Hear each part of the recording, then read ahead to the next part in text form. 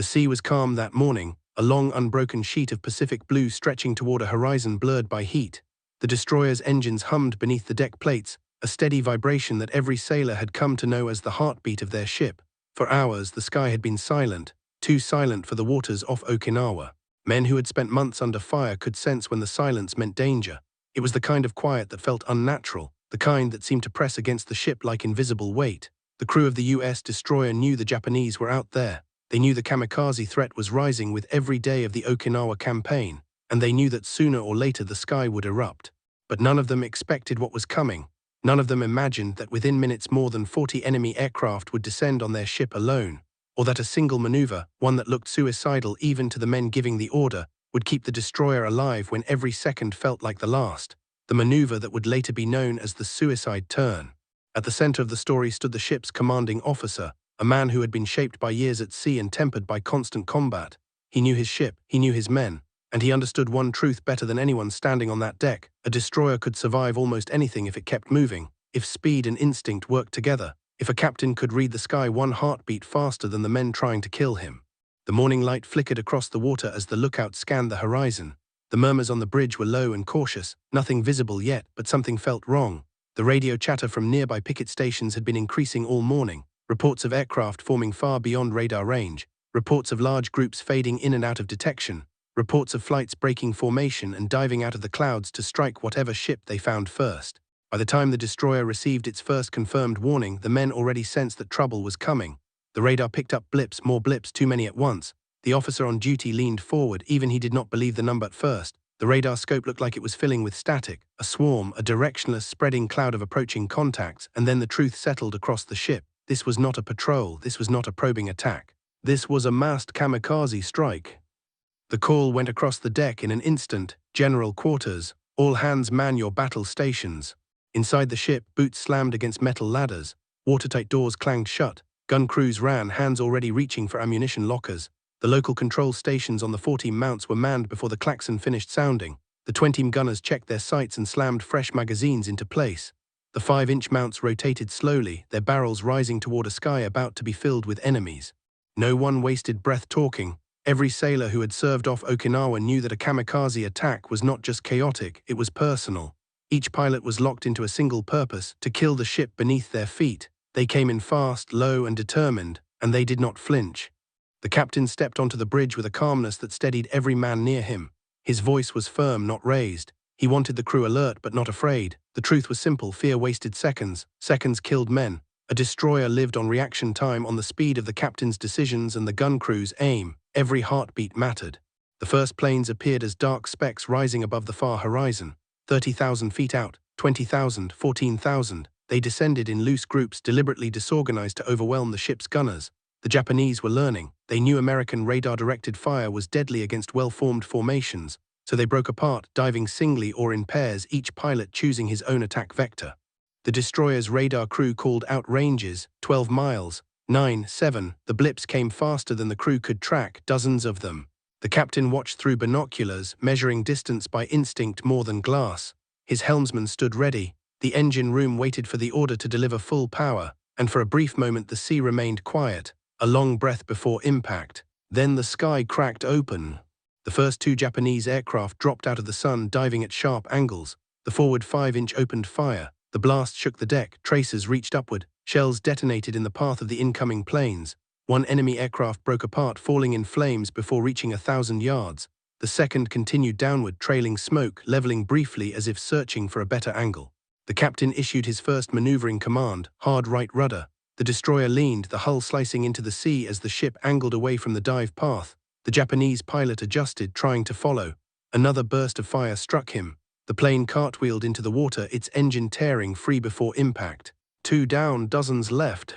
More enemy silhouettes appeared. Some came low over the waves, hoping to slip beneath radar. Others came from high above, planning near vertical dives. The ship's guns fired continuously, the rhythm of explosions overlapping into a single rolling thunder. Shell casings clattered across steel decks. Gun crews shouted ranges and bearings. The smell of burnt powder filled the air.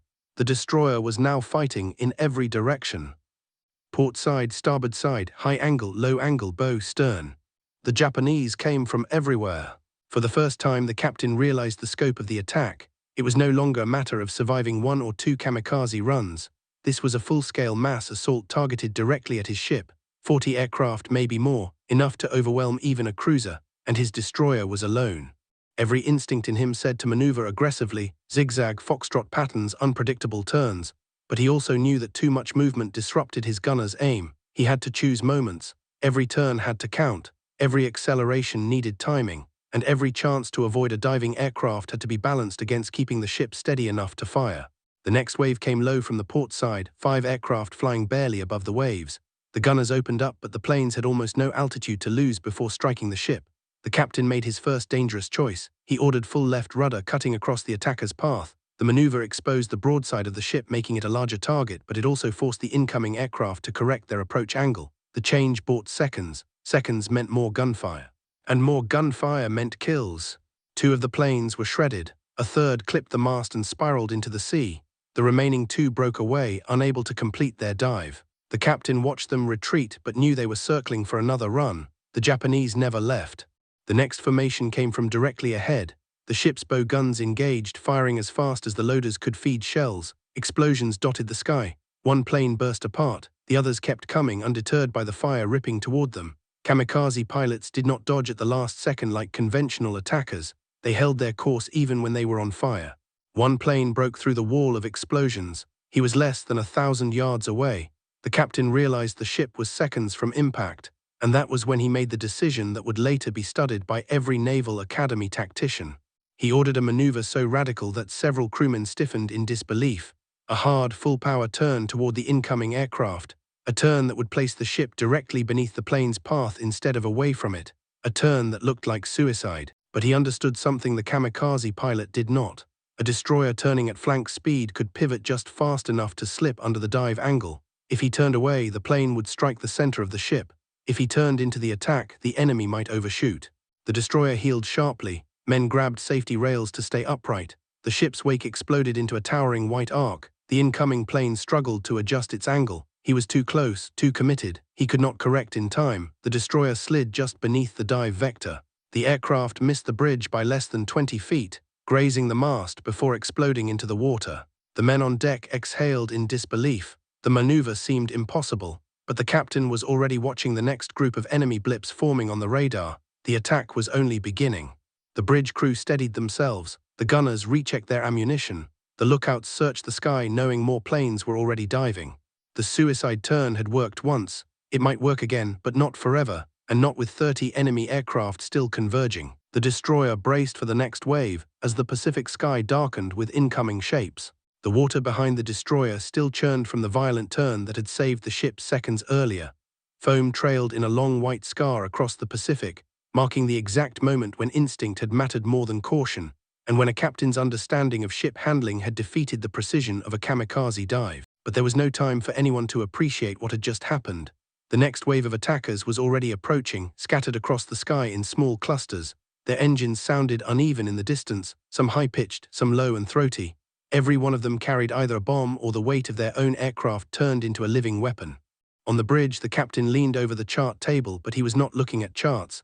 He was listening to the tone of his radar operator's voice. A shift in tone meant sharper danger than any data display. The operator was calling out bearings faster now, more contacts, more altitude changes, and more aircraft converging on the destroyer's position. The grim truth was clear. The Japanese strike force had picked the destroyer as its primary target. Whether by chance, miscommunication, or simple opportunism, the attacking pilots had found a lone American warship, and they intended to destroy it before moving on. The captain stepped out onto the wing of the bridge, raising binoculars. He saw the next group of 4 aircraft coming in low from the starboard quarter. Their silhouettes skimmed the surface of the water, wings nearly touching the sea spray kicked up by their own wake. They were using the classic wave-hopping approach, attempting to slip beneath radar accuracy until the last possible moment. The captain gave another command that seemed counterintuitive to anyone who had not spent months in the naval war zone around Okinawa. He ordered the ship to maintain speed and angle slightly toward the incoming planes. Not sharply, not a full maneuver like the suicide turn, just enough to disrupt the carefully timed attack run the Japanese pilots had rehearsed. The destroyer was not going to be a stationary victim. Every subtle movement changed the geometry of the sky. The 5-inch guns on the aft deck opened up first. Their high-explosive shells created tall geysers of water around the incoming aircraft. The smaller 14 guns followed, their rapid, heavy thumps shaking the entire stern. The 20 cannons added a rapid, buzzing layer of fire. The incoming planes responded by splitting apart. 2 veered left, 2 veered right. That was exactly what the captain wanted. A split formation was harder for the enemy to coordinate, and the more angles they presented to the destroyer's gunners, the more chances there were to knock them down. One plane leveled out too early and exposed itself. A stream of 14 rounds tore straight through its fuselage. It disintegrated over the water, scattering in a trail of black smoke that whipped into the ship's wake. The second plane tried to rise suddenly to adjust its dive, but exposed its belly in the process. A 5-inch round detonated beneath it, flipping the aircraft backward before the wings tore apart. The third and fourth planes pressed their attack, one lined up on the stern, the other on the starboard beam. The captain reacted instantly. Hard right rudder. The ship leaned again, throwing the stern out of alignment with the attacking aircraft. The first plane missed its chance to strike directly into the aft deck and was shredded by overlapping fire from the 20 mounts on both sides. The fourth pilot pressed through the smoke. He was determined, even though his formation was gone. The plane's engines screamed as he dove toward the ship. The destroyer's guns raked the air in front of him. The aircraft caught fire at 400 yards, but the pilot held the stick. He kept coming. At 200 yards, he was a sheet of flame with wings. At 100 yards, he was little more than a burning projectile. The captain issued another razor-timed command, left rudder now. The ship shifted just enough for the flaming aircraft to miss the center of the deck, slamming instead into the water only a dozen yards off the bow. The explosion sent a blast of spray across the ship, soaking the lookout teams. The men blinked away the saltwater and smoke. The sky was still full of incoming enemies. The pause between attacks lasted only as long as it took the next group to break through the distant haze. The radar operator spoke again, his voice shaking slightly now. Dozens more contacts, multiple altitude layers, some at 12,000 feet, some hugging the water, some coming from behind the ship's wake, having looped wide to attack from the stern. The destroyer was in the middle of a 3-dimensional kill box. The captain did not waste time acknowledging the report. He simply returned to the bridge windows, studying the sky. He could not fight the entire swarm at once, but he could guide his ship into the least dangerous vector at each moment. That was the secret none of the kamikaze pilots understood. A ship that moved with intention, fast, clever, unpredictable, could turn the complex geometry of the sky against the attackers. The next wave came high from the port side, 6 aircraft in staggered formation, descending in a loose, steep glide. They would attempt a plunge attack, using gravity to increase impact speed. The captain gave the order the crew dreaded but trusted. All engines ahead, flank. The destroyer surged forward, its hull trembling with the strain. White water broke across the bow as the ship accelerated to nearly 35 knots. In battle, speed was not just a number, it was survival. The faster the destroyer moved, the harder it became for kamikaze pilots to time their dives. The captain took one more step to the open wing of the bridge. The wind whipped at his uniform as he watched the attackers grow larger. The 5-inch guns barked again, firing proximity-fused shells designed to detonate near aircraft. Explosions rippled around the formation. One plane vanished instantly, swallowed in a ball of fire. A second disintegrated into fragments, scattering across the sea. The remaining 4 continued downward. The 14 gunners shouted bearings. Tracers arced upward in bright orange lines. One plane caught several rounds in the wing and spun out of formation. It fell sideways, clipped a diving partner, and both crashed into the water in a tangle. 2 were left. The captain waited until the last possible moment. Then he issued the command that separated experienced destroyer captains from the rest. Hard to port. The ship's bow swung left into the path of the first diving aircraft. The plane tried to follow, but the sudden change forced the pilot into an overcorrection. He dropped too steeply. The destroyer slipped out of his predicted path, and the kamikaze plunged into the sea behind the stern. The final plane pressed its dive. The gunners hit it repeatedly. Smoke trailed from its cowling. Flames licked the cockpit. The aircraft continued diving until it was almost level with the mast. Then it cartwheeled into the water on the ship's port side, leaving a boiling crater of foam. There was no celebration, no shouting, just brief exhalations of relief. The attack had lasted less than 4 minutes. And another wave was already forming. The captain could feel the burn of adrenaline creeping into his hands, but he did not let it reach his voice. His calmness radiated across the ship. If he believed they could survive, the men believed it too. The next cluster approached from the stern, 3 aircraft spaced in a triangle, diving in staggered timing so the ship would have no moment of rest. This time, the captain did something few commanders ever attempted. He ordered a simultaneous maneuver and rolling gun barrage. The ship began a gradual turn to starboard, just enough to throw off enemy timing without disrupting the gun's aim. Meanwhile, the gunners maintained steady fire at each incoming angle. The first plane was destroyed before it reached 1,000 yards. The second was hit hard but continued its descent. The third dove at a wide angle, trying to slip under the destroyer's turn. The captain increased the turn angle. The destroyer's hull sliced deep into the sea, throwing water over the decks. The second plane hit the ocean in a fiery arc. The third clipped the wake and tore apart, scattering debris across the waves. The helmsman steadied the ship. The radar operator called out again, more aircraft inbound, more vectors, more altitude bands. This was the largest attack the destroyer had ever seen. Over the next minutes, the enemy came in waves so dense that the air seemed to pulse with engine noise. Some aircraft were shot down before completing their dives. Others made it dangerously close. Twice, flaming wrecks missed the ship by less than the width of a lifeboat. Once, a kamikaze that had already been mortally hit passed so close to the ship's rail that the heat scorched the paint and charred the wood of the lifelines. The captain maneuvered constantly. Each turn was calculated. Each command was delivered without hesitation. The men marveled that he seemed to know where the next threat would appear even before the lookouts shouted the bearing. But no amount of skill could guarantee survival when more than 40 aircraft were converging. Eventually, one plane slipped through the curtains of fire. It was a Yokosuka D-4Y Judy, flying higher and faster than the others. It dove steeply, nearly vertical. The gunners fired everything they had. 5-inch shells detonated around it. 14 rounds streaked upward. The aircraft streamed smoke but did not break apart. At 1,500 yards, it was aligned perfectly with the destroyer's centerline. At 1,000 yards, it was blazing from the wings. At 700 yards, the captain made the most desperate call of the battle so far. Prepare for impact. The gunners kept firing, the plane kept coming. At 300 yards, one of the 5-inch shells exploded just under the cockpit. The explosion ripped off the engine, tearing the aircraft in half. The flaming wreckage sailed over the destroyer's bow, crashing into the sea with a roar that shook the hull. Saltwater and burning fuel sprayed across the deck. Men wiped their eyes and held their breath, because another formation was already diving. Another wave. Another cluster. Another set of suicide pilots ready to give their lives.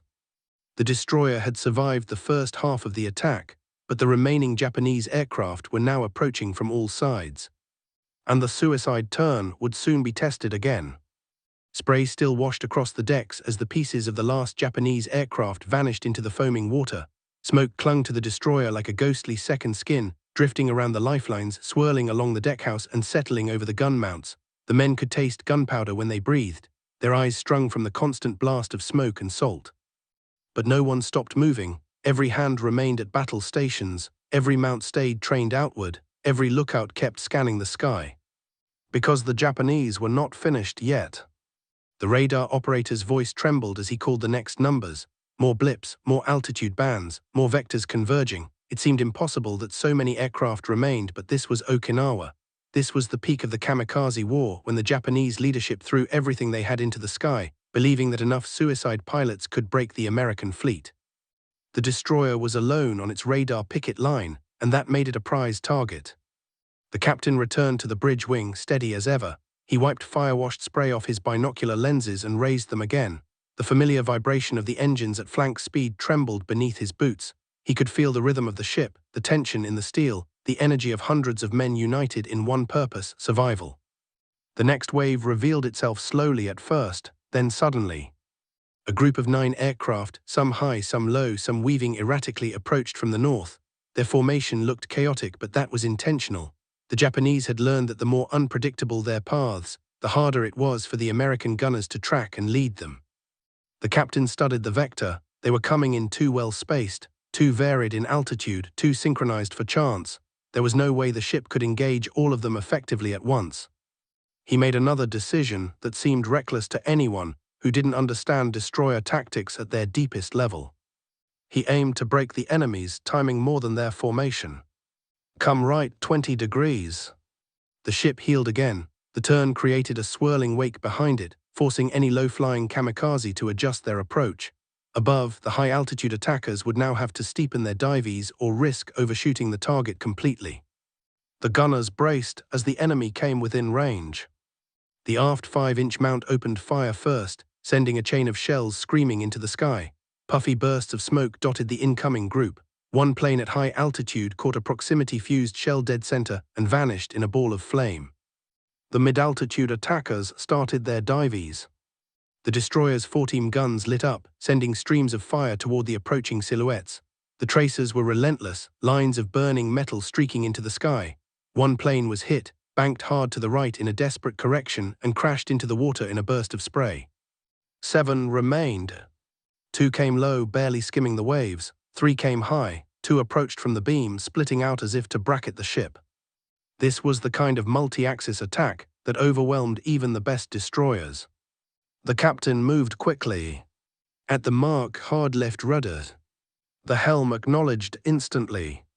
But the captain lifted his hand. Wait now. The ship snapped into the turn at exactly the right instant. The stern swung wide, throwing off the low attacker's approach angle. The 20 guns raked the waterline as the 2 low-flying planes rushed toward the ship. One was shredded and exploded into the sea. The second brushed so close to the ship that the heat from its burning engines scorched the paint on the aft 40 mount before it cartwheeled into the water. The ship shook from the near miss. 5 aircraft remained. The high divers came next. Their engines howled like metallic banshees descending through the smoke. The 5-inch guns fired proximity shells with mechanical precision. Explosions burst in a line above the ship. One plane fell apart instantly. The second took a hit that tore off half a wing but kept diving anyway, spiraling in a deadly corkscrew. The flaming wreckage passed just behind the stack and smashed into the sea in a fireball. 3 aircraft left. The 2 on the beam began their attack run. The captain acted so quickly that even seasoned officers later struggled to explain how he had timed it. He ordered a shallow but rapid turn into the beam attackers, not the sharp, desperate suicide turn from earlier, but a controlled, aggressive vector. The 2 aircraft on the beam were suddenly forced into mutual interference. Their attack paths overlapped, their timing broke. One pilot hesitated for a fraction of a second as he tried to correct. That hesitation made him an easy target. A stream of 14 rounds laced across his fuselage, and he plunged into the water trailing burning fragments. The second pressed on, determined to hit the destroyer no matter what. He came in low and angled directly toward the midships. The gunners fired point blank. The plane stayed intact longer than any man expected. It took multiple hits, wings, cowling, canopy, but still came on. At 150 yards, the aircraft was on fire. At 100 yards, it was losing parts in midair. At 50 yards, it was still flying. The captain made the split-second decision. Right full rudder. The destroyer rolled violently. Men grabbed for any handhold they could find. The aircraft skimmed past the forward deck, missing the 5-inch mount by a few feet before slamming into the water in a violent, hissing eruption. Only one plane remained from the wave. It came from directly astern, using the ship's wake as cover. The captain anticipated the tactic and ordered a momentary throttle reduction to break the attacker's timing. The destroyer lost only a few knots of speed, but the change was enough. The trailing kamikaze overshot his ideal angle, lifted slightly, and exposed his belly. The aft 5-inch mount fired a single proximity-fused shell that detonated directly beneath the aircraft. The plane folded in half and vanished into the ocean. The wave was over. But the battle was not. The destroyer had been under continuous attack for nearly an hour. The men were drenched in sweat, salt, and smoke. The gun barrels glowed faintly from constant firing. Shell casings covered the decks. Then came the worst sound of the entire morning. Multiple aircraft approaching, fast, bearing 140. Not a wave. A swarm. The largest cluster yet. The captain did not hesitate. He didn't have time to hesitate. He simply issued the order. All engines ahead flank, steady on course, prepare for emergency turns. The swarm came into view, more than a dozen aircraft descending in chaotic interlocking paths. They had abandoned all formation discipline. This was a pure, overwhelming frontal assault. Every pilot was committed to a terminal dive. The captain knew there was only one possible tactic now: mobility, maximum mobility. He needed to keep the ship moving so unpredictably that the pilots could not coordinate their attack. He prepared his helmsman and engine room team with 3 consecutive commands. Right full, left full, emergency back 1/3 on my mark. No destroyer captain issued those kinds of orders unless the ship's survival depended on it. The guns opened fire, every one of them. The entire destroyer became a single, unified machine of anti-aircraft fury. The sky lit up with exploding shells. Smoke swallowed the air. The first 3 planes were blown apart before they reached dive altitude. The 4th and 5th pressed in lower. The captain executed the first emergency turn. Right full rudder now. The destroyer swung sharply, its hull slicing deep into the sea.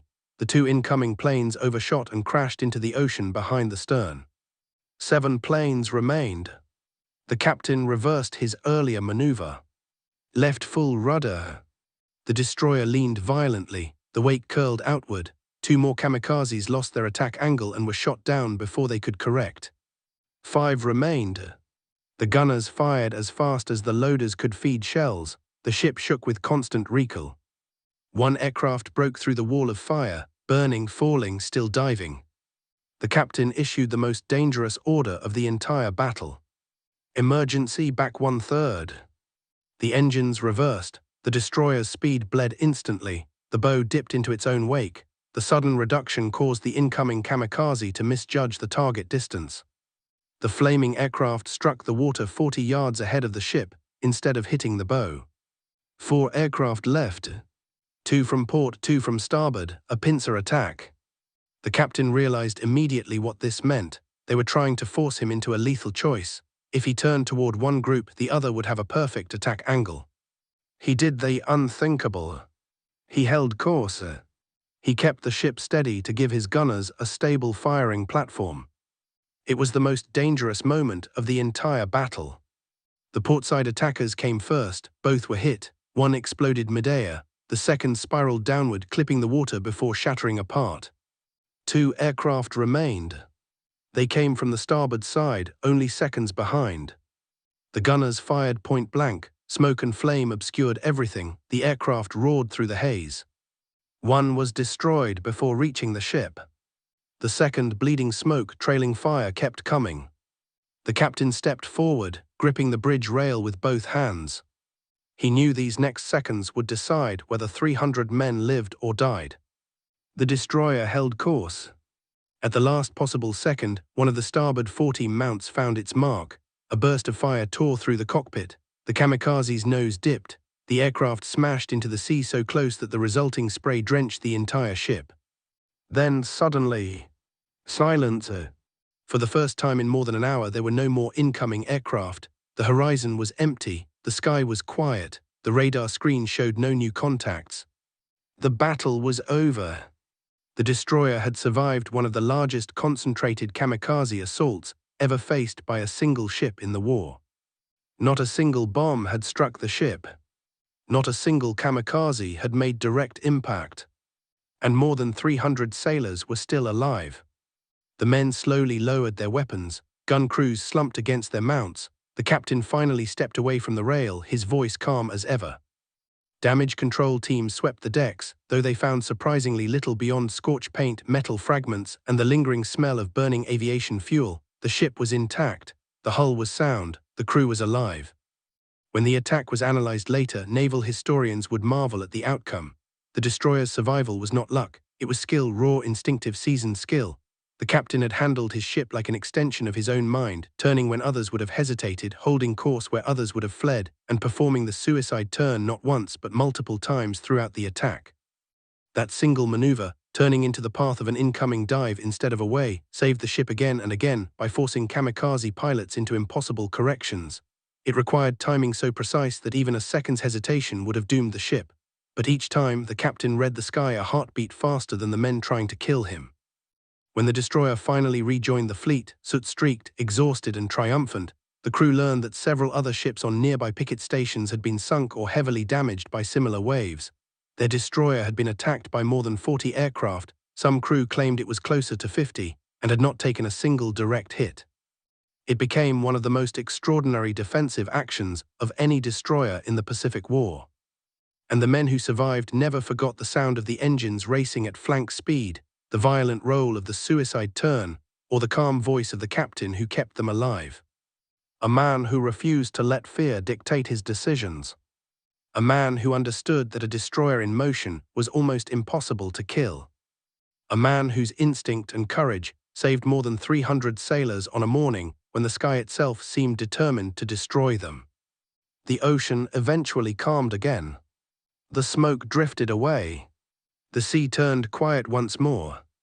But the story of that destroyer, that battle, and that impossible survival would endure, long after the waves had washed clean the scars of the fight.